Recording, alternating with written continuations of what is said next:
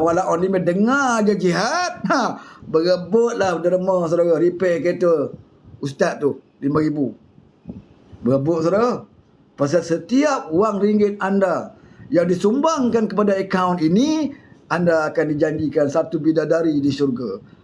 Bila sebut bidadari, pakcik-pakcik di kampung ni apa lagi lah kan.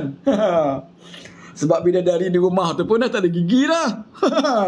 Nak juga bidadari yang baru kan. Makcik kau tu dah tak ada gigi tu nak juga merasa bidadari baru. Maka pakcik tu bagilah sumbangan kan. Relax je ustaz tu, kereta dia dah repair. Betul saudara. Sebab tu kalau datang ceramah-ceramah PAS ni, pakcik-pakcik yang datang ceramah PAS ni, kat Felda tu, datang naik motor kapcai je pun.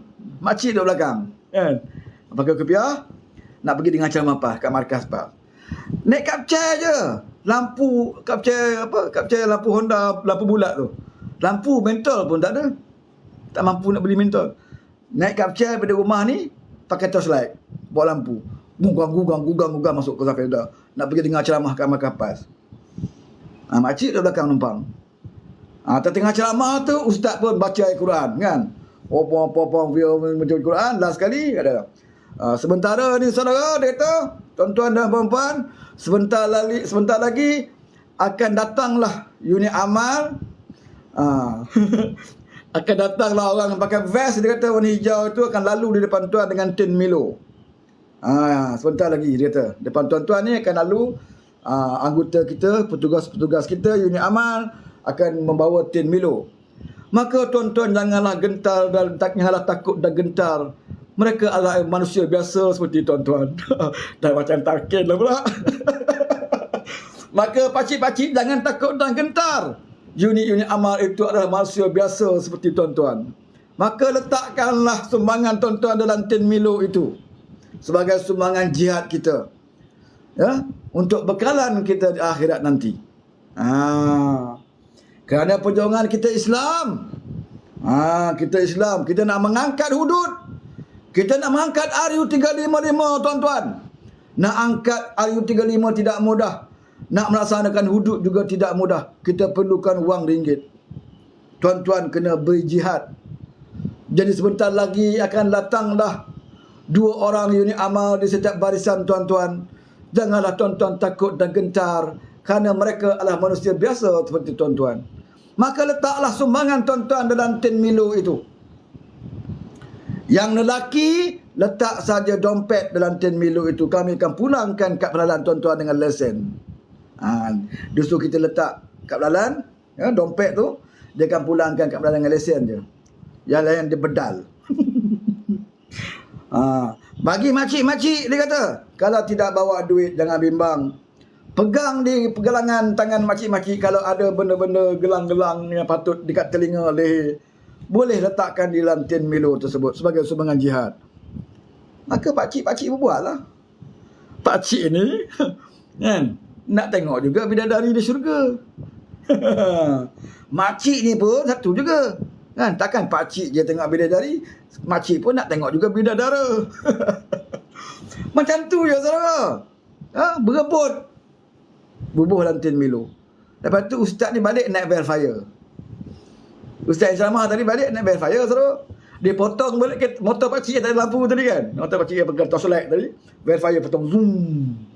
Duit poket masuk juga. Pakcik tunggu balik kan. Velfire zoom tinggal.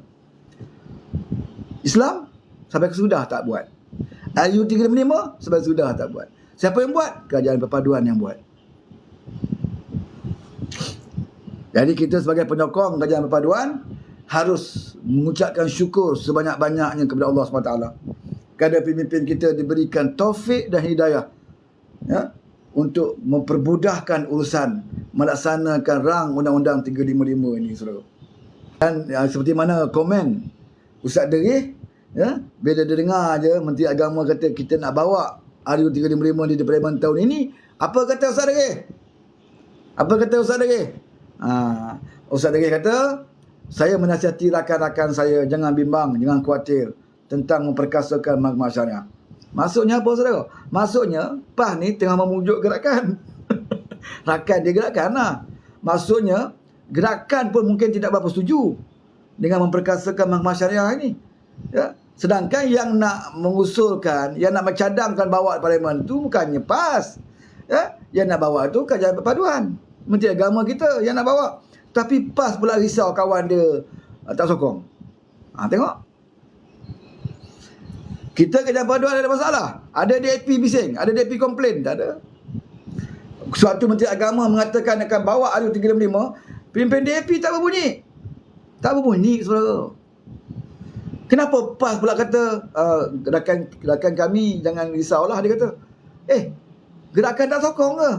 Kita tahu sejarah gerakan ini. Gerakan pernah menyaman hudud. Jangan lupa, saudara. Gerakan pernah berdemonstrasi menentang hudud. Jangan lupa, saudara. DAP tak pernah saman hudud. DAP tidak pernah berdemonstrasi pun melawan hudud. Tapi gerakan pernah buat. Gerakan menentang hudud, ini gerakan. Pencetus 13 Mei pun parti gerakan, bukan DAP. Parti gerakan. Ramai orang kata peristiwa 13 Mei itu DAP. Gerakan. Sejarah dia. Baca sejarah. Itulah kawan PAS. Sebab itu Ustaz Derih kata, dia beritahu supaya rakan kami jangan bimbang memperkasa mahkamah syariah ini. Rupanya dalam parti mereka tak selesai lagi. Kita lah Kajian Perpaduan, okey? Menteri Agama umum je DAP tidak ada masalah. Sebab bagi kami DAP, dia kata memperkasa mahkamah syariah tidak ada kena-mengena dengan mereka. Kenapa? Mereka nak halang. Habis kenapa PAS pula terpaksa pujuk gerakan? Maknanya selama ini kau berkawan, kamu tak pernah ikhlas dengan kawan kamu. Kamu tidak ada hikmah dan bijaksana berkawan dengan bukan Islam. Kerana PAS ini, ya, dia berkawan dengan bukan Islam, dia tidak menggunakan hikmah, saudara. Tidak ada kebijaksanaan dia. Gerakan ini, saya sudah masih ingat tak masa pilihan raya dulu, pilihan negeri, bagaimana dia melayan presiden gerakan itu. Dalam ceramah PAS, presiden datang, dia boleh halau. Jangan lupa, saudara, ini cara PAS berkawan. Presiden gerakan datang sebagai tetamu dalam program ceramah, dia boleh halau. Tak bagi naik pun presiden gerakan atas pentas. Peristiwa ni berlaku di depan Ustaz Derih. Ustaz Derih, depan Ustaz Derih, naik presiden PAS tu. Dia boleh tak jemput, dia boleh halau presiden gerakan. Waktu pilihan raya negeri, baru-baru ini, bukan lama, baru ni. Bagaimana gerakan dapat kerusi, dia bantah. Kerusi yang gerakan bertanding, tengok PAS. Bila sampai ke saat pertempuran, saat nak dapatkan harta, jawatan, kedudukan, dia boleh bertempur orang kawan dia. Hak orang, hak dia, hak dia, hak dia, hak orang pun kalau boleh anda jadi hak dia. Ini perangai PAS. Tapi bila dah habis, gerakan baik. Bergambar, memusyawarah panggil gerakan. Nak bentuk jawatan kuasa baru-baru ni. Jawatan kuasa bidang syariah ni. Dia jemput wakil gerakan. Yang tak kira dia bentuk ni, jawatan kuasa ni. Ada wakil gerakan. Kan? Boleh pula terlibat dalam jawatan kuasa tu. Tapi bila DAP tanya dengan kajian jawatan kuasa, bukan Islam kenapa terlibat dalam perkara ni? Kenapa bukan Islam terlibat dalam jawatan kuasa? DAP tak boleh. Tapi dia boleh, gerakan boleh. Dia buat halalun tayyiban. Orang lain buat haram. Ni perangai lebay yang tak berubah daripada dulu sampai sekarang. Ya? Cuma dulu boleh dikawal sebab apa? Dia ada seorang pemimpin yang dihormati oleh semua pihak, iaitu Mursyidah Am Tok Guru Aziz. Di situlah memperkuatkan PAS ketika itu. Dan ketika Tok Guru Aziz lah, ya, kaum lain menghormati parti PAS. Orang India, orang Cina, kalau kita tengok dalam pilihan raya tu, dia makan PAS, orang India boleh lepak minum di situ, orang Cina boleh lepak minum di situ, orang Cina pakai baju PAS, orang Cina bawa bendera PAS, lori-lori kilang, lori-lori trailer, lori balak, kibar bendera PAS. Sebab mereka menghormati PAS ketika itu, kerana PAS juga menghormati mereka. Pada saat PAS tidak lagi seperti dulu, apa yang berlaku hari ini itulah. Itulah, saudara. Ya. Ditambah pula dengan ni yang ni. Saya lupa nak ulas ni, Ustaz Ridwan T ni. Baru-baru ini dalam forum. Dia menceritakan Di Selangor terutamanya dia cerita tentang betapa banyaknya rumah ibadat yang bukan Islam berbanding dengan masjid, dia kata. Jumlah rumah ibadat pun jadi satu masalah bagi kamu. Kamu nak kira. Lepas tu dia tak bagi fakta dengan betul. Dia tak 300,000 ke apa. Tak ada fakta jelas. Dan dia mengaku dia tak ada fakta. Dan akhirnya semalam saya dapat maklumat. Siapa semalam? Ustaz Fadli, pengurusi Amanah Pahang. Dia menyatakan maklumat dengan jelas dengan fakta bahawa apa yang disebut oleh Don T itu salah. Jumlah yang disebut oleh Don T itu salah. Yang sebenarnya di Selangor itu masih lagi masjid, rumah ibadat orang Islam itu lebih banyak berbanding daripada rumah ibadat bukan Islam. Tapi Ustaz Don T kata rumah bukan Islam, rumah ibadat bukan Islam lebih banyak daripada masjid-masjid. Itu pun jadi satu masalah isu dalam forum Sarawak. Kenapa perkara ini dibangkitkan sekarang? Apakah ianya berlaku semenjak Anwar akan sumpah aja berlambak rumah ibadat bukan Islam? Kenapa dulu tidak berbunyi 33 bulan? Mana dia Don T waktu itu? Hari ini nak bercakap tentang berapa bilangan masjid, berapa bilangan rumah tokong, berapa bilangan kuil. Dia ingat mendirikan rumah ibadat ni nak sama dengan mendirikan masjid.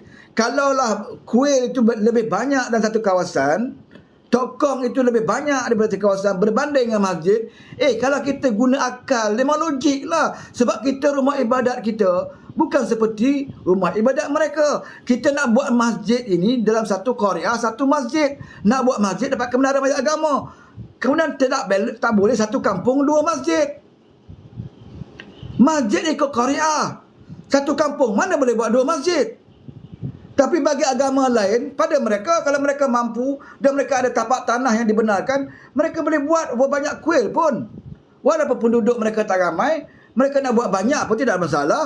Tapi kita orang Islam ini ada peraturan, ada syarat nak mendirikan masjid mengikut jumlah dia, mengikut ketetapan dia, mengikut syarat dia, satu qaryah. Sebab itu kita tengok dalam satu qaryah mana ada sampai 2-3 masjid.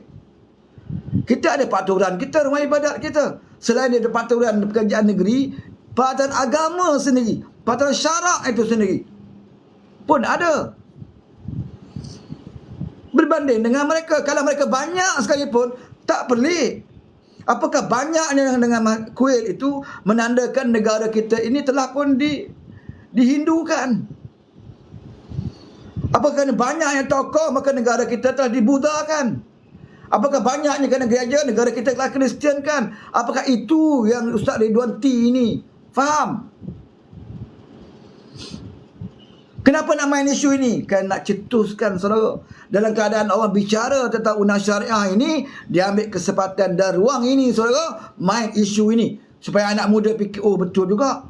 Mana-mana aku pergi banyak tokoh, tapi masjid satu je. Memanglah dalam Korea itu masjid hanya satu. Hukum Islam pun memang kena satu. Mana boleh satu kampung 2-3 masjid? Surau boleh lah. Sebab itu kena faham, anak muda kena faham. Jangan dengar cakap Ustaz Ridwan T yang bodoh ni.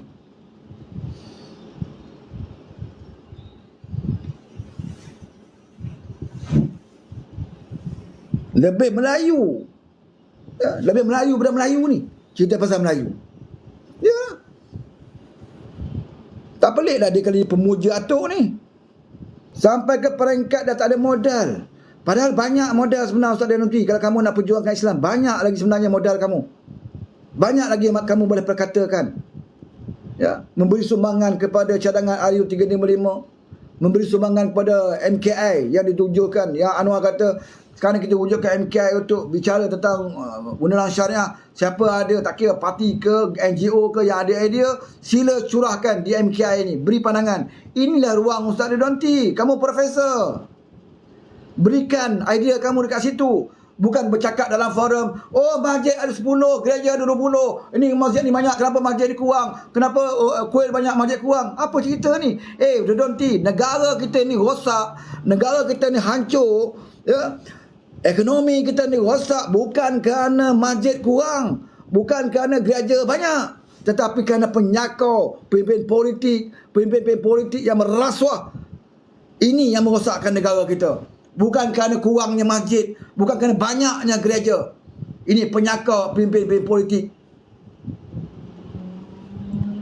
Tak guna banyak masjid kalau kosong. Tak guna banyaknya masjid, tapi kalau ramai orang Islam yang merompak menyamun. Tak guna kalau banyaknya masjid kalau orang Islam kerja dia mengkafirkan orang. Banyak masjid tapi kerja kamu mengkafirkan orang. Masuk jirat orang sana, kafir orang sini, munafik orang sana. Apa guna ada banyak masjid? Ini yang sepatutnya Ustaz Redonti harus faham. Kaji dulu punca kehancuran negara kita ni. Apakah hancurnya negara kita, ekonomi kita kerana anak muda pergi konsert? Apakah hancurnya ekonomi kita, negara kita kerana masjid kurang? Ini yang sedang dibuat oleh PMX.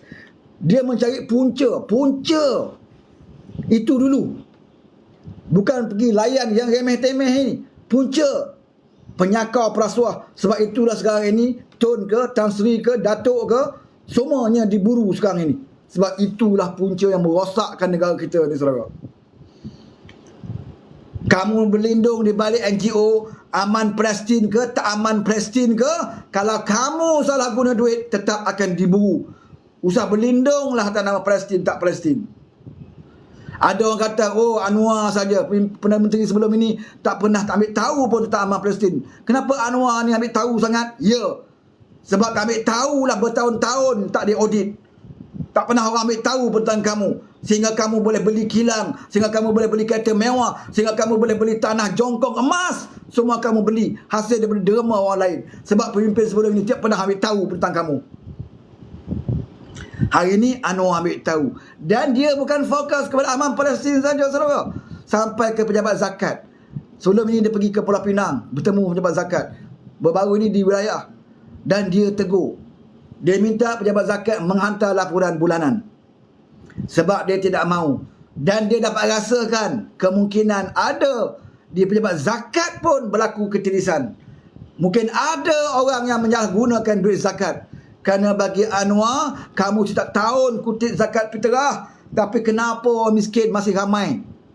Kenapa orang miskin di kalangan orang Islam masih ramai? Kemana duit zakat kamu? Ini yang Anwar nak tahu. Maksudnya apa, saudara? Anwar tak pilih bulu. Kamu NGO Aman Palestin ke, kamu NGO apa-apa sekalipun, kamu pusat zakat, tetap akan dia ambil tahu dan dia nak tahu ke mana duit ini pergi. Ini cara pemimpin. Jangan kata, oh sebab Aman Palestin ini pemimpin kami daripada ISMA. ISMA itu cenderung kepada PAS, ISMA itu cenderung kepada PN, sebab itulah Anwar sasat. No, bukan sebab itu. ISMA ke, ISMA Alif ke, aman Palestin ke, tak aman Palestin ke. Tapi kalau kamu salah guna, kamu jawab. Sebab ini dana awam. Orang bagi sumbangan ke Palestin, 1 sen sumbangan orang harapkan 1 sen sampai ke sana. 1 sen orang bagi sumbangan kepada kamu, orang bukan nak 1 sen itu beli jongkong emas. Orang bukan nak 1 sen untuk beli kereta mewah. Bukan 1 sen untuk beli banglo dan kilang. Orang nak sampai ke sana. Puluhan juta dikumpulkan. Ada yang sanggup potong bulan-bulan gaji mereka untuk disumbangkan ke Palestin. Mengapa ada yang beli jongkong emas? Mengapa ada beli kereta mewah? Mengapa ada beli banglo? Mengapa ada beli kilang? Dalam keadaan rakyat Palestin, anak Palestin hari ini, mereka potong kaki pun tak ada bius dah, saudara. Tak ada ubat bius. Budak kecil dipotong kaki tanpa bius, saudara. Anak kita bersunat pun kena bius. Ini potong kaki tanpa bius. Yang bersalin pun bersalin tepi jalan. Dah hospital tak berfungsi. Ubat tak ada, saudara. Dalam keadaan anak Palestin dipotong tangan tanpa bius. Ada masyarakat Islam, saudara, yang beli jongkong emas. Alhamdulillah kita ada Perdana Menteri yang ambil tahu seperti ini. Dia bukan saja ambil tahu tandas budak sekolah, dia juga ambil tahu tentang dana dan juga sumbangan saudara-saudara kepada umat Palestin. Dia dah banyak kali cakap dalam parlimen. Dah banyak kali dia cakap dalam parlimen, jangan bina mahligai di atas pusara rakyat Palestin. Sebab apa dia cakap, saudara? Sebab dia tahu sebelum SPRM serbu ni pun Anwar dah tahu dah. Cuma dia bukan pihak yang berkuasa, bukan pihak menyiasat. Tapi dia Perdana Menteri, dia Menteri Kewangan, dia tahu benda ini berlaku. Ada orang tunggang isu Palestin kerana nak buat duit. Sebab itu Anwar pesan, jangan bina mahligai di atas pusara Palestin. Dan hari ini ada yang dibawa ke mahkamah. Salah tak salah? Wallahualam. Jongkang emas ada? Ada. Harta yang dibeli, tanah dibeli? Ada. Salah tak salah? Wallahualam. Biar mahkamah tentukan. Kita tak kata hukum dia masalah terus. Biar dia bela diri. Tapi yang pasti, yang wujud, memang ada harta dia beli. Memang ada jongkong emas. Apakah kita nak bagi sumbangan setiap bulan potong gaji nak beli jongkong emas? Di antara saudara yang pernah menderma kepada amal Palestin, apakah saudara berniat untuk beli jongkong emas?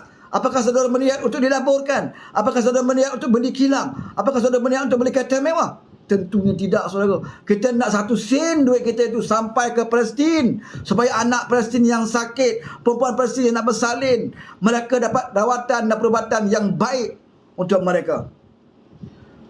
Tapi hari ini tidak berlaku. Yang berlaku anak Palestin yang sakit dan kena bom, terpaksa potong kaki, potong tangan tanpa dibius. Ubat bius tak ada. Hospital pun dah hancur. Nak makan sekeping roti pun susah. Bagaimana mungkin kita boleh terima ada orang boleh beli jongkong emas, saudara? Ini bukan isu politik.